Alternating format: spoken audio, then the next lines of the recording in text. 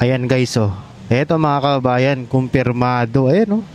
Nag-uuwian na sila. Kumpirmado, hakot ito mga to. Hindi pa tapos yung programa nila, maaga pa, nag-uuwian na. Wala na, kasi wala eh. Ang purpose lang naman nila dito magparami. Kaya marami silang hinugot sa tabi-tabi. Kaya makikita ninyo, nag-uuwian na po yung iba. Kawawa naman yung mga tao, yung mga bata na nadamay lang dito. Ito, oh. Ayan. Nandito sila kasi nagdesisyon na ang kasi nga po no, nagdesisyon na ang Senado na pumabor nga ang 18 matitikas at matitibay at magagaling na senador na ibalik sa Kamara ang impeachment complaint laban sa ating minamahal at pinaka-the best na Vice President na si VP Inday Sara Duterte. Yun yung ikinakagalit nila ngayon, yun yung ikinaiinis nila. Kaya nandito sila ngayon sa harap ng Senado at nandamay pa ng iba. Salit ng iba nagpapahinga, ngayon inulan, baka magkasakit pa yung iba rito dahil hinugot nila. Ayan.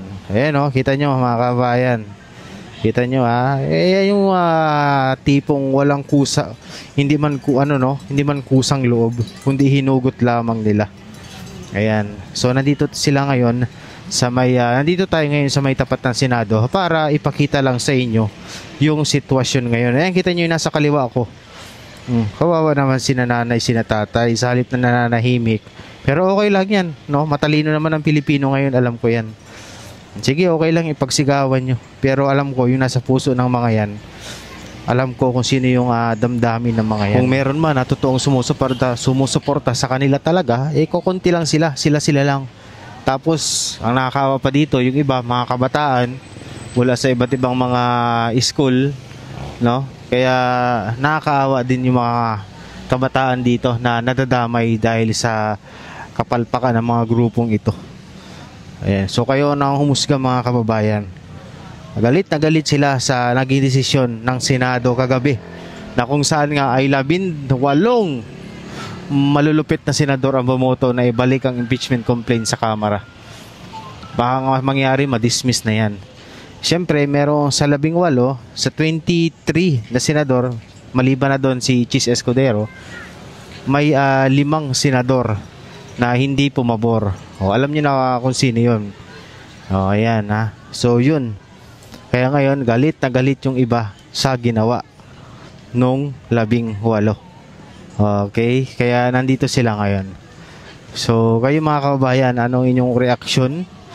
Ayan. Kada magkakaroon ng Pangulo sa Pilipinas, nandyan sila. Kasi alam nyo ang gusto nila. Sila ang mamuno. Batas nila ang mamuno dito sa ating bansang Pilipinas. Hindi nila alam, Duterte lang ang nakapagpaayos at nakapagpaganda ng ating bansang Pilipinas. Wala nang iba. Takot sila sa mga Duterte dahil noong time ni Pangulong Rodrigo Roa Duterte, unti-unti na silang nauubos noon. Ngayon lumakas na naman sila. No? Ayan. Yan yung dahilan kung kaya ayaw nila sa mga Duterte. Kaya iniisa-isa nila ang mga Duterte. Una si Tatay Digong. Ngayon naman si Sara. Baka sa sunod yan, naman, mga kaalyado, sina Bato, sina Senator Bato, sina Senator Bongo, Robin Padilla, sina Baste, sina Pulong.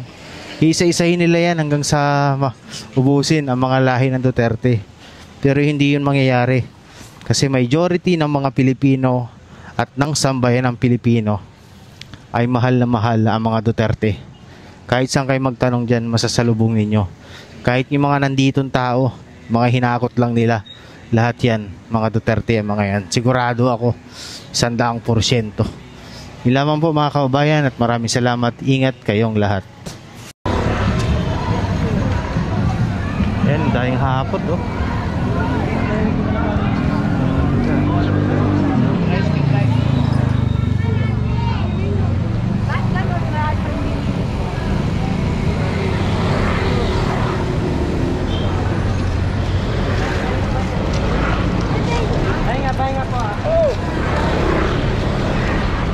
Pahinga daw muna sila.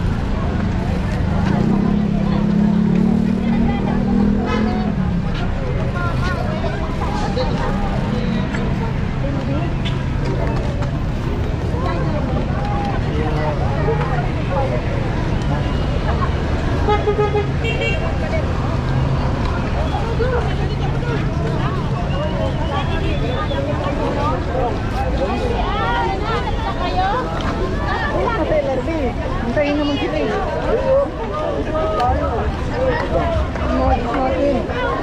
Yan, santo yan. Hala.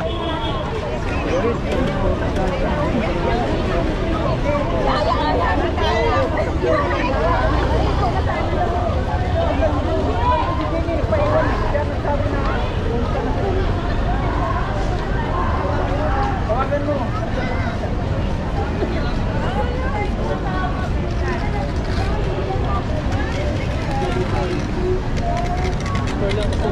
Lang sa mga buwan. Yung mga contract